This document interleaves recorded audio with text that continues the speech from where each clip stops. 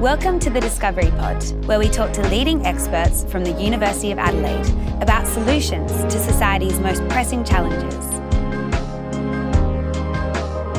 Cancer screening saves lives, but is it so effective that it leads to overtreatment? Our leading cancer experts discuss this topic. Joining me is Associate Professor Theresa Hickey, National Breast Cancer Foundation Fellow and breast cancer expert, and Professor Lisa Butler, Cancer Council Principal Research Fellow and prostate cancer expert. So Theresa, let's begin by talking about breast cancer. Can you tell me how common breast cancer is in Australia? So breast cancer is a very common disease. In fact, at the end of last year, the world statistics showed that breast cancer was the most common cancer worldwide. And as of last year, it went above lung cancer as being the most common cancer around the whole world. So very common disease. Here in Australia, it affects about 1 to 7 to 1 to 8 women in Australia, and it accounts for around 3,000 deaths annually. And what are the sort of risk factors?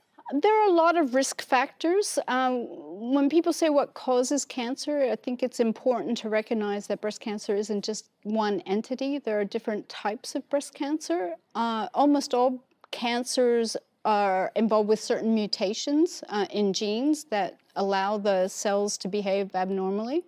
For breast cancer in particular, they have, of course, most people have heard of the BRCA genes or the breast cancer genes that give you an inherited susceptibility to breast cancer. But apart from that genetic propensity, most breast cancers are driven by abnormal estrogen action. So most breast cancers are driven by abnormally elevated estrogen hormone action. And therefore, most breast cancers are treated with drugs that are anti-estrogenic in nature. Okay. And so is age, given the increased exposure, also a Oh, absolutely. risk factor? Yeah. Most cancers, except for certain cancers, but most cancers are age-related, that your risk goes higher as you get older. And in part, that's because as you get older, your cells acquire more mutations. And so the likelihood that you spontaneously get a mutation that is a bad one, it goes higher as you get older. Right, yeah. And Lisa, how common is prostate cancer? Well, very similarly to breast cancer, it's the most common male cancer in most developed countries and is the second leading cause of cancer deaths in men. And interestingly enough, Australia and New Zealand have the highest incidence worldwide. So, which is an unfortunate record to hold, but, it's a huge health problem. Is there any reasoning behind that increased incidence? We don't really understand, and I think that's kind of an interesting thing. Part of it is probably like breast cancer in the sense that it's very much an age-related cancer, so it tends to increase with your age. So 60% of 60-year-olds have some form of prostate cancer, 70% of 70-year-olds, and so on. So it is definitely an age-related cancer, but we don't really understand why it is so common, other than the fact that we're testing more and more for it. Right. Yeah, and obviously the screening programs in Australia reflect how common both cancers are. Theresa, can you describe the screening process in Australia for breast cancer? Yep. So at the moment, mammographic screening is something that is now well established in Australia and in many countries worldwide. As most people know, early detection has made a huge difference in the lives of women. Even 20 years ago, if you had a diagnosis of breast cancer, your likelihood of surviving more than 5 years was quite low, whereas now the likelihood of surviving is up to 90% because the screening allows you to catch them early. Right. And before they become really nasty, and that has made a big difference. Yeah. Okay, so for our visual listeners, what does a mammogram actually look and feel like? Oh, this is a funny one. You can go online and hear the funniest things about screening mammography because they literally push your breasts in between two plates and squeeze really hard. Right. So it's super uncomfortable, not a fun thing to do, and importantly, not something that you can have repeatedly over your life. So one of the debates in mammography screening at the moment is at what age should you start? So typically it was recommended that you do it every 2 years after the age of 50. And some people are pushing to have it earlier, after the age of 40, especially if you are deemed to be at higher risk. The problem is the more screens you get, the screening itself can increase your risk over time, because it's X-rays, and so you have to balance the risk of the screening with the risk of the disease itself. So, so one of the really important areas of research is to find better non-invasive ways to screen for breast cancer, and there's a lot of fascinating work in that field. I don't do that sort of work, but I'm aware of a lot of research trying to find new ways to screen. Right. And after that screening, that mammogram process, are all the positive findings generally breast cancer, or can there be other things that come up looking like breast cancer? Oh, absolutely. So the screening is just to detect something that looks abnormal. Yeah. And now with the screening mammography, they're very good at it. You and I would look at that scan and say, no, but they can pick out the tiny little dots here that are abnormal. They're really good at it. However, some breast cancers can be very occult, and another big topical area in breast cancer research these days is breast density.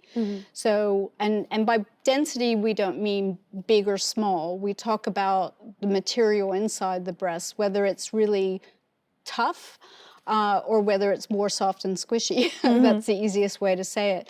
And if it's really tough, that tough tissue in there can more easily hide a cancer than if the cancer occurs in soft, squishy tissue. It sticks out better. So one of the important issues now, if you're a woman with have high breast density, that you might have to go on and have an MRI scan for them to be able to confidently detect a cancer. But MRI scans are very expensive, and so they're not used for routine screening. Right, okay, thank you.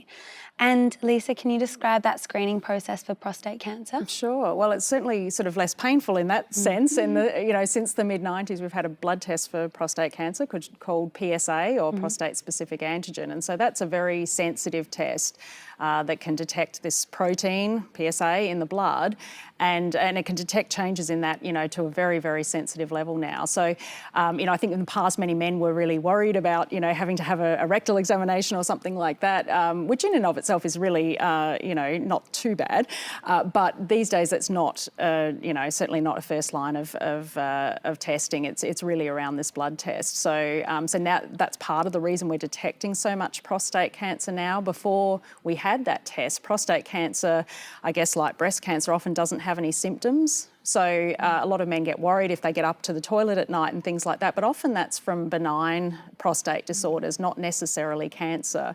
And so many men, when they used to present, were already had widespread metastasis, and unfortunately their outlook was really poor.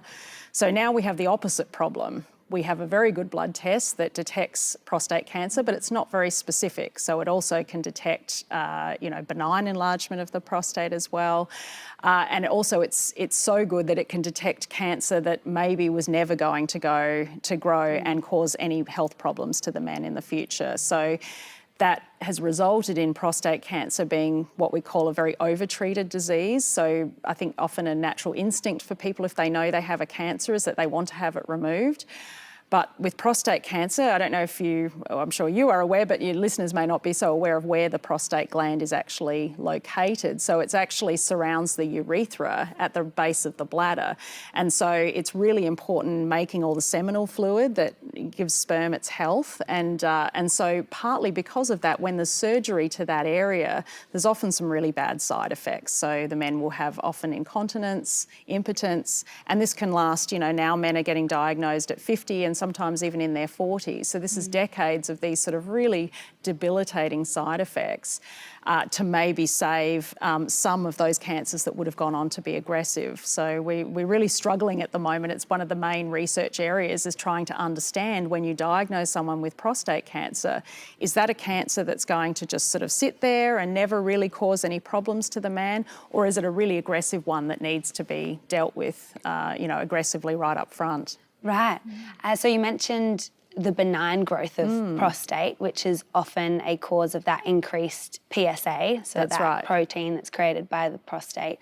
What sort of, what do you mean by benign growth? So it's something that, again, is very age-related, so it's incredibly common, and most men do experience to some degree. So it's just an expansion of certain cells in the prostate. It's not a malignant growth. It just tends to cause problems because it starts to press on the urethra and causes urinary symptoms that, as I said, often gets men a bit nervous, but is actually not a malignant change, so to speak. But unfortunately, it can cause a bit of angst when people are having their PSA test because they think, oh, it's gone up, maybe that could indicate cancer. So that's when they have to go in and have biopsies and actually look at the cells in the prostate and see is there any evidence of cancer in there. Right.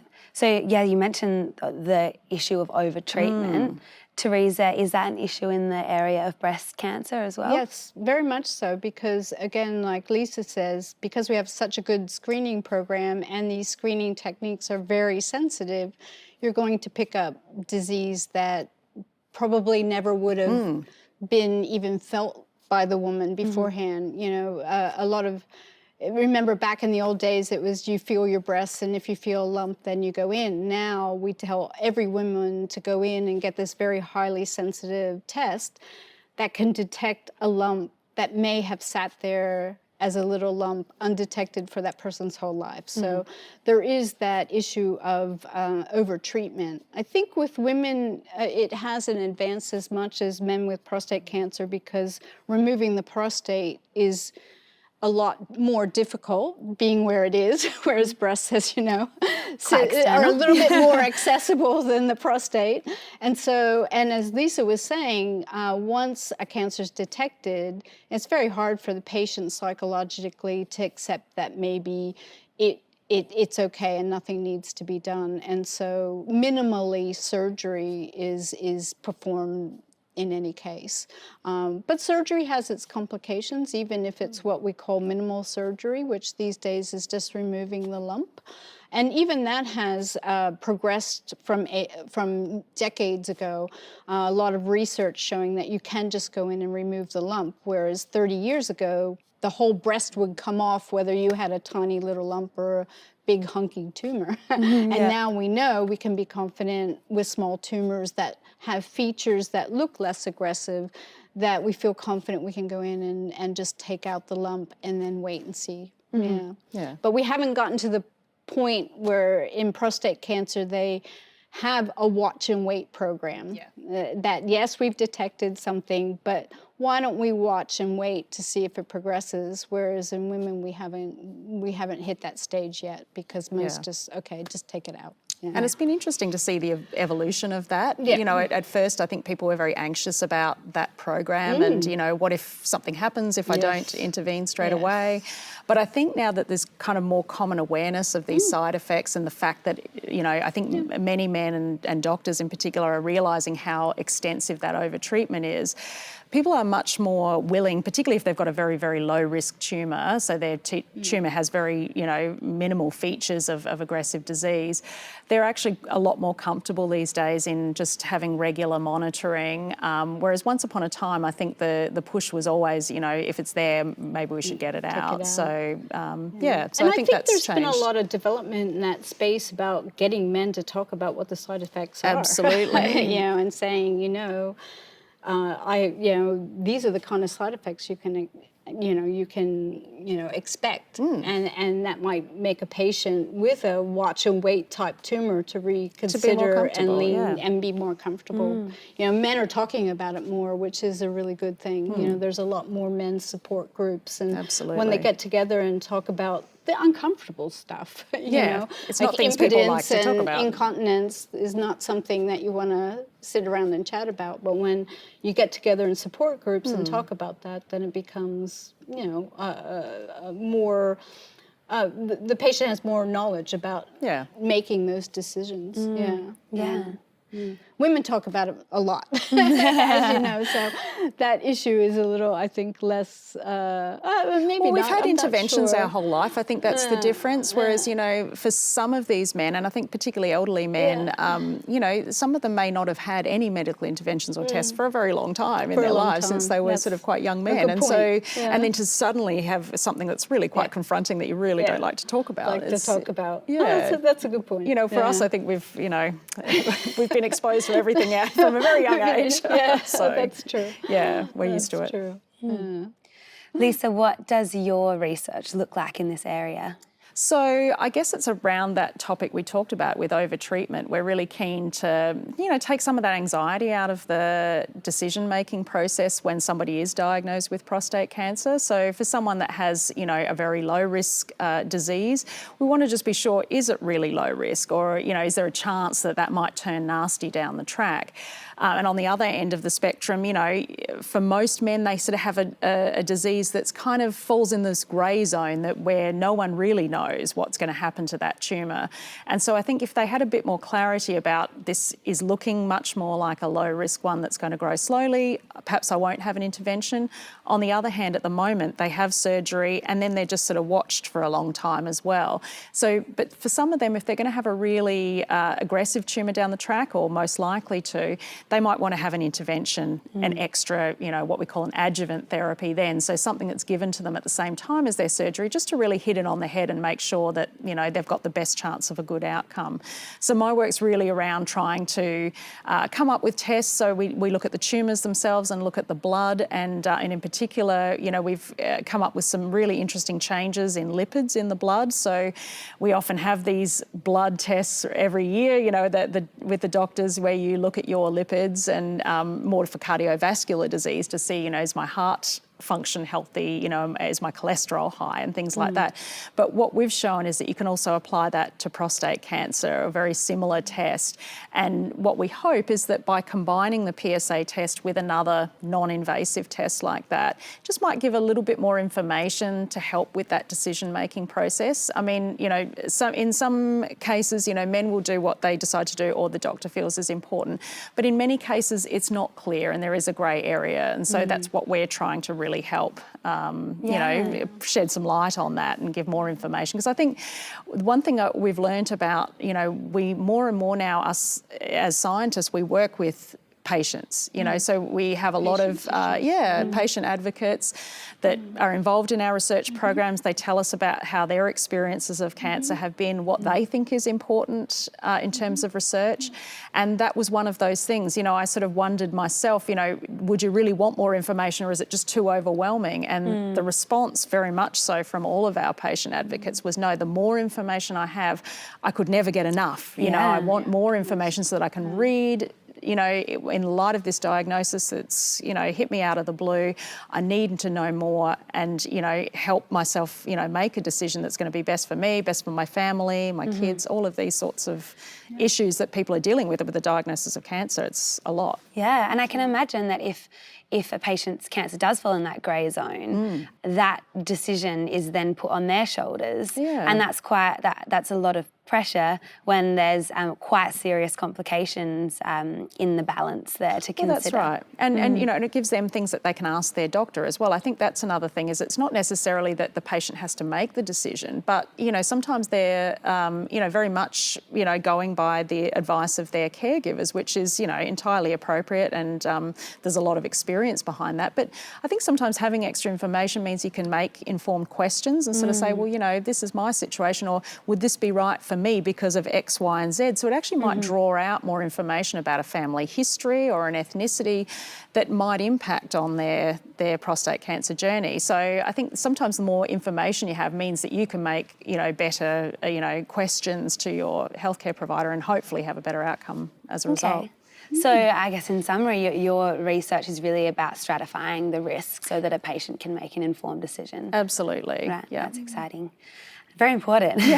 And Theresa, I know that you've just come off the back of 10 years of a very exciting project. Can you explain what you've found during that that time and also where your project is currently? Yes, yes. So we have been working on a project where we look at the ability of androgen hormones, which androgen hormones are high in men, and you need your androgen hormones to produce a male and to produce a male phenotype, and so a lot of people think androgen hormones are only relevant for men, but women make androgen hormones too. We just tend to have much greater estrogen action. So as I was telling you before, abnormal estrogen action is what drives the majority of breast cancers. And what our research showed was that your internal androgen hormone system is able to combat the abnormal estrogen action. It's like a tug of war. Estrogen pulling too far this way can cause breast cancer, and I believe that the reason it kind of is winning the tug of war is because of changes in your body that mean your androgen hormones just don't have the power to counteract it. And what our research shows is that you can give a certain drug that activates, reactivates your androgen hormones and can pull back on it, and can pull back on it quite effectively to treat the breast cancer.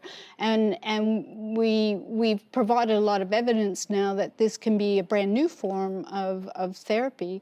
And it's one that's sort of revisiting the past a little bit. Way back, even 70 years ago, 50 years ago, androgen hormones were given to women to treat breast cancer before we even knew anything about them, because, I don't know, it was just sort of generally known that you have this antagonism between estrogen and androgen hormones. Doesn't it? Like if there's a female-driven so it was used, but the problem is, of course, the androgen. If you use natural androgen hormone, you become more masculinized if you're a woman. So, even though those early studies showed that it could work, the side effects were terrible and women didn't like them, so it got thrown out of the box. And then 50 years down the track, we have new research tools, we have new awareness, we have new understanding.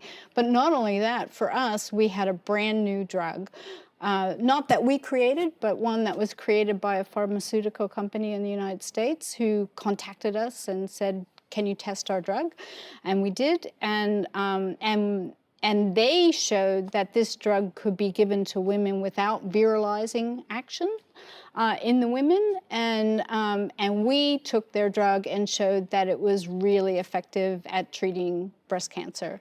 And in our study, we showed that using models of very early disease as well as breast cancer that represented very end-stage disease, or disease where there would be no current treatment option left available for that patient.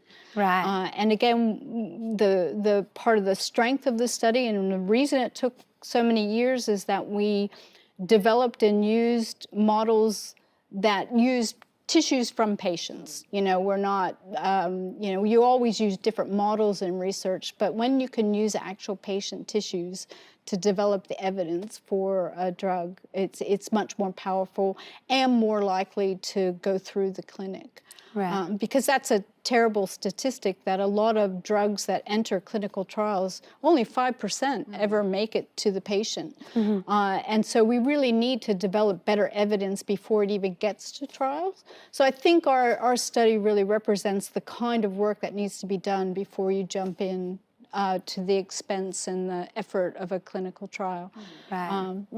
Okay. So it's very exciting. It's super exciting. Congratulations. A new drug for breast cancer. That's really, that's groundbreaking. And it plays on this tug of war between estrogen and androgen action in women. Right. And men. And men, yeah. So I was going to say, same, because potentially that, that's an exciting outcome from the research as well, is that, there is that yin and yang balance in men as well, where, testosterone is what drives, maleness, so to speak. And, in prostate cancer, testosterone is a key driver of that as well. So they're very similar in that sense. And so, again, some of this insight into that balance between androgen and estrogen signalling is probably going to be potentially really important for prostate cancer also, but just in the reverse direction. That's so exciting. Yeah, it is. Yeah. And Lisa, can you explain the process of trialling a drug, what those phases look like? Oh, look, I think there are so many ways that it can happen. And, you know, something that we've been trying to do is really try and accelerate that process. So, as Theresa said, most drugs don't make it to the clinic, or if they do, that the majority of them don't show the efficacy that they showed in the laboratory studies, which is always really disappointing for everyone involved. So, you know, we've been trying to sort of understand why there's this huge gulf between what we do in the lab and what happens in terms of patients' outcomes. And so one of the things that we've been working towards is, rather than the usual trials, which are usually very big, they're very, very expensive, and they usually take a very long time, particularly for something like prostate cancer. It's a bit the same with breast cancer, but particularly prostate cancer, because it's a very long standing disease in the sense that you often have it for a very long period of time. Before it's detected. Exactly. So when you're trialling a new intervention, you know, you often need to you know, allow a long time follow-up before you can actually see how effective a drug treatment was.